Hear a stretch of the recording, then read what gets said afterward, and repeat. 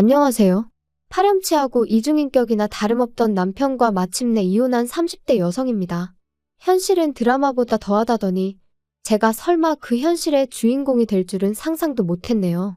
어디서부터 이야기를 꺼내야 하나 싶은데 사실 얼마 전까지도 친정어머니를 제외하곤 그 누구에게도 제가 겪은 일을 속 시원히 털어놓지 못했는데 그건 결국 네가 멍청해서 당한 거라는 사람들의 조롱이 두렵기도 했고 제 스스로 그 사실을 인정하기까지가 쉬운 일은 아니었거든요.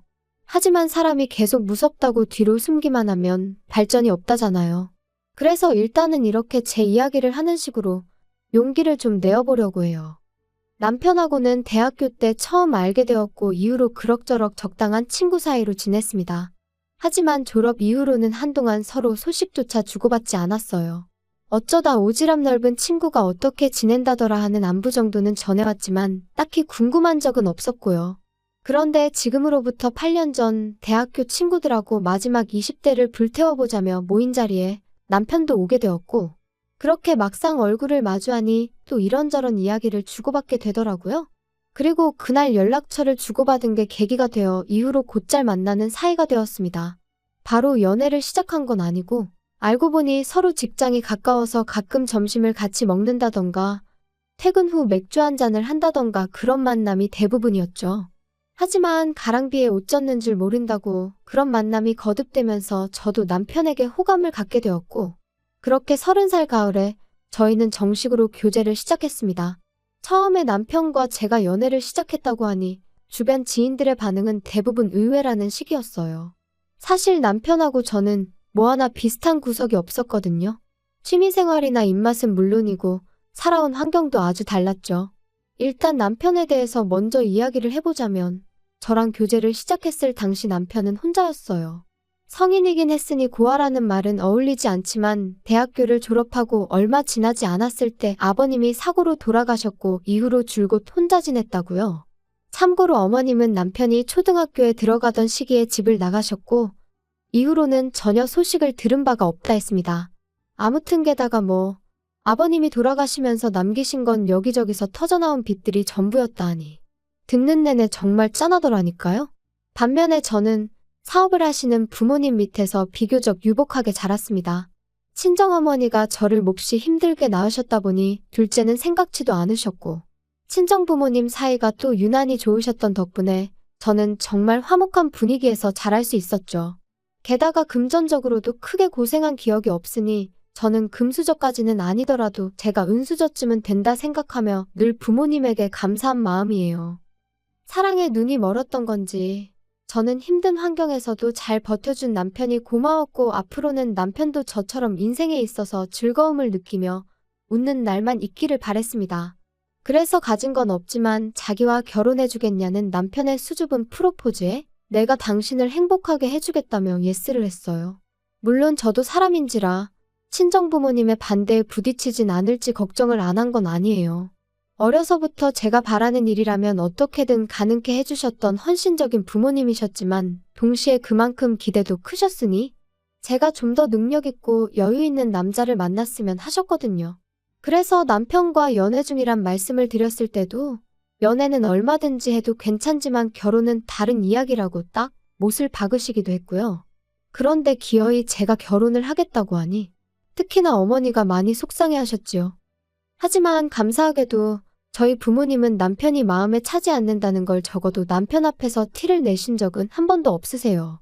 누군가는 어떻게 그럴 수가 있느냐고 가식적이라고 말하기도 하겠지만 적어도 남편이 처한 상황이 남편의 실수나 잘못으로 만들어진 것이 아니었던 만큼 남편 탓을 할 수는 없다고 하셨거든요.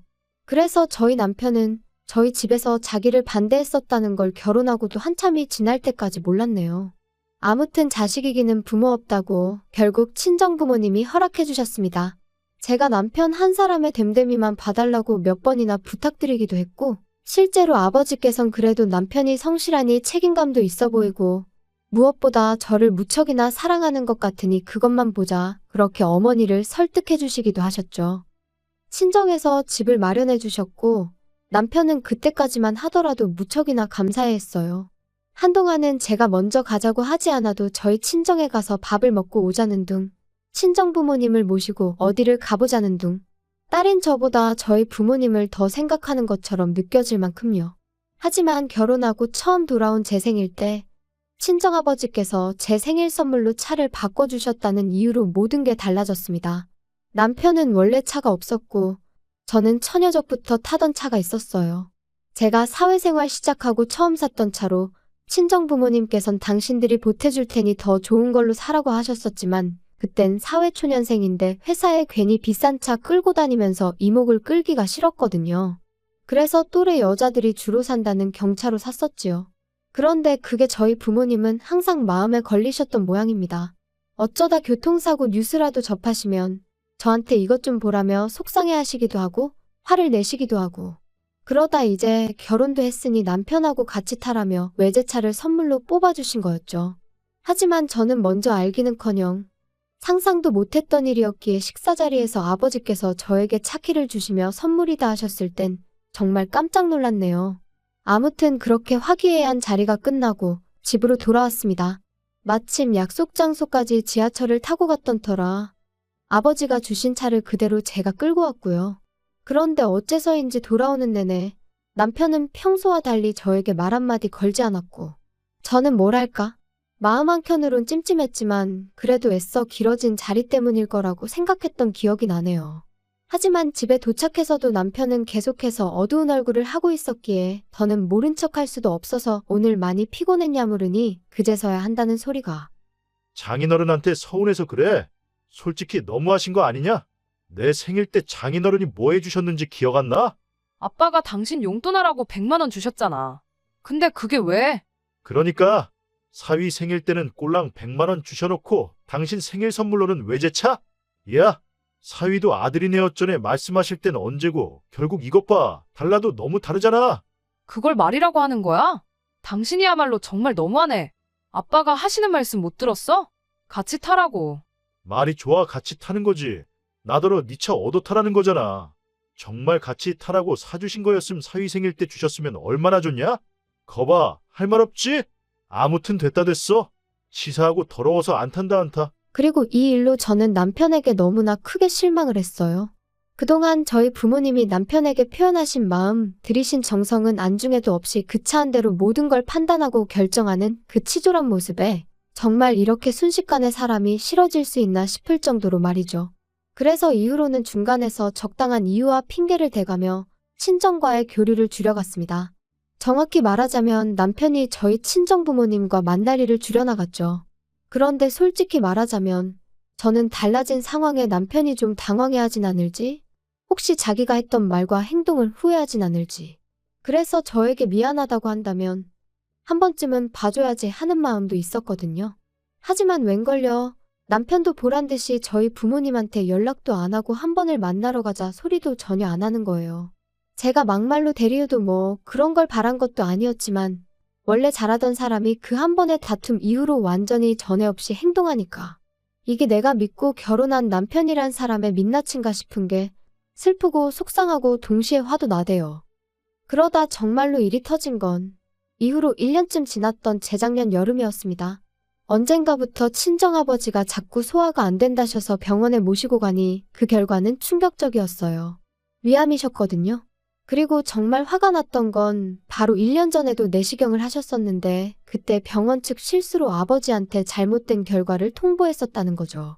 병원에서는 미안하게 되었다며 최선을 다해서 돕겠다 했지만 이미 손 쓸 새도 없이 상태가 나빠진 상황에서 그런 말이 무슨 위로가 되었겠어요? 아무튼 그런 거 저런 거 따지고 있을 시간이 없었습니다.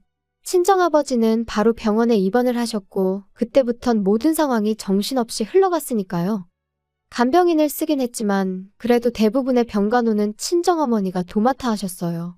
저는 회사를 관두고 아버지 사업을 살피기 시작했고요. 그리고 남편에게는 다른 건 바라지도 않는다고 제발 적어도 당신 먹은 거 설거지는 해놓고 집만 좀 깨끗이 써달라 했죠. 살림을 부탁한 것도 아니고 적어도 어지르지만 말아달라고요. 그리고 한 달에 한 번만이라도 비록 우리 사이가 예전 같지는 않지만 그래도 아버지 면회는 와달라고 했는데 결론부터 이야기하자면 제가 부탁한 건 하나도 들어주지 않았습니다. 남편은 그 당시 회사에서 해고를 당하고 집에만 있었으니 돈 버느라 바쁘고 뭐 그런 것도 아니었는데 말이에요. 참고로 한 번은 제가 정말 너무한 거 아니냐고 따지니 저희 아버지가 자기 감기 걸렸을 때 전화 한 번 하신 적 있냐면서 적반하장으로 나오는데 기도 안 차대요. 게다가 말이 나왔으니 말이지만 언젠가는 저희 친정어머니가 아버지 병간호를 하시다가 넘어지셔서 일주일 정도 입원을 하셨거든요. 그래서 그때도 제가 두 분 다 병원에 계시니 한 번은 얼굴을 비추라 했는데 시부모님이 자기한테 먼저 전화를 한 번 주실 수 있는 거 아니냐는 둥, 사위가 간다고 무슨 도움이 되겠냐는 둥. 그때는 정말이지 이따위로 할 거면 그냥 이혼하자 하고 싶은 걸 꾸역꾸역 참느라 죽는 줄 알았네요. 한편 1년여간의 투병 끝에 아버지는 세상을 떠나셨습니다. 사람들은 사위인 남편이 상주 노릇을 해야 하는 거 아니냐 했지만 저는 제가 하겠다고 했지요. 그리고 제가 이런 말 하는 게 어떻게 들릴지는 몰라도 남편도 말이라도 자기가 하겠다 그러지도 않았어요. 완전히 무슨 남의 동네 불구경하듯 하는데 오죽하면 친정어머니와 이모님들도 사람이 어쩜 저럴 수가 있냐며 혀를 내두르실 정도였다니까요. 그런데 남편의 황당한 짓거리는 여기서 끝이 아니었습니다. 장례는 끝났지만 저도 친정어머니도 쉽게 나아지지 않는 상황이었어요. 특히나 친정어머니는 계속해서 당신이 조금만 더 아버지의 건강을 유심히 챙겼다면 이렇게 떠나시는 일은 없었을 거라며 자책을 하셨는데 저는 그런 어머니를 위로하면서 동시에 계속해서 아버지가 하시던 사업을 이끌어 나가야 했기에 안팎으로 정신이 하나도 없었죠. 그리고 남편은 그때까지도 이따금씩 지인의 사무실에 나가서 자기 용돈이나 벌어오는 수준이었던 데다가 그나마 그것도 하는 일이라며 집안일에는 요만큼도 관심이 없었으니 저로서는 정말 어디 하나 마음 기댈 곳 없이 힘겨운 하루하루를 이어가야만 했습니다.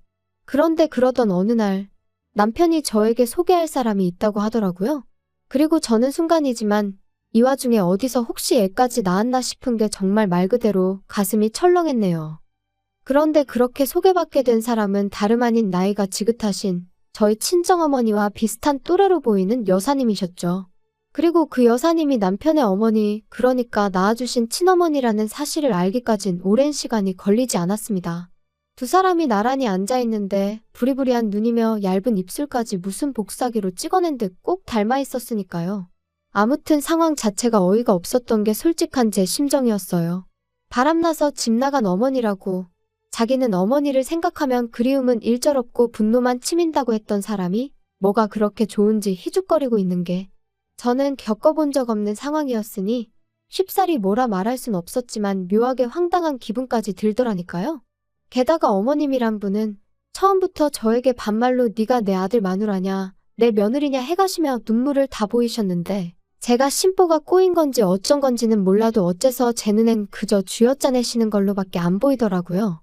아무튼 그렇게 얼떨떨한 만남을 갖고 집에 돌아와 제가 남편에게 언제부터 어머님하고 연락을 주고받은 거냐 물었습니다. 그랬더니 한반년쯤 되었다면서 어머님이 먼저 연락을 해오셨다대요. 그러면 안 되는 줄 알지만 사람을 사서 남편을 찾아내셨다고요.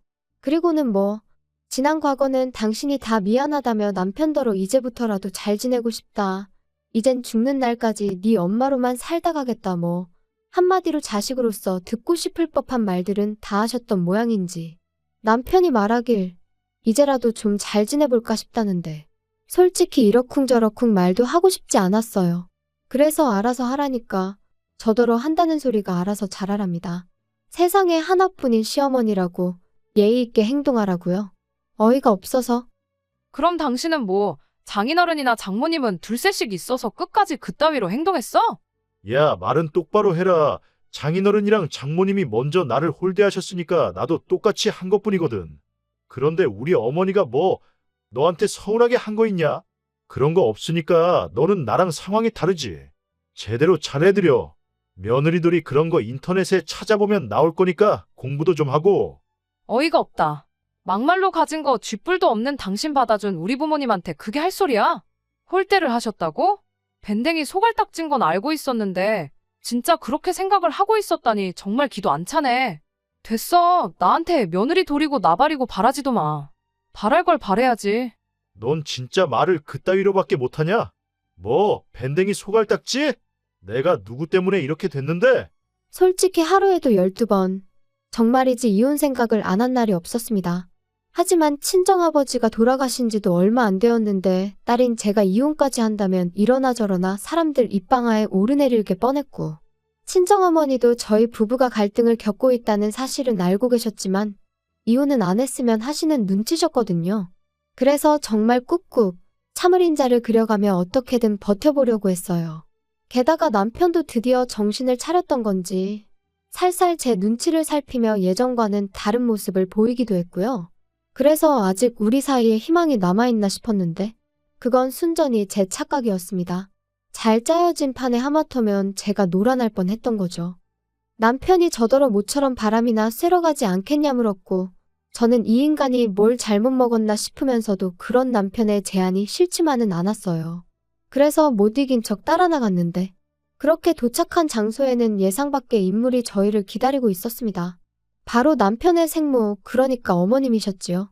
황당해서 남편을 쳐다보니 어머님을 만나자고 하면 제가 안 나올 것 같아서 그랬다나요?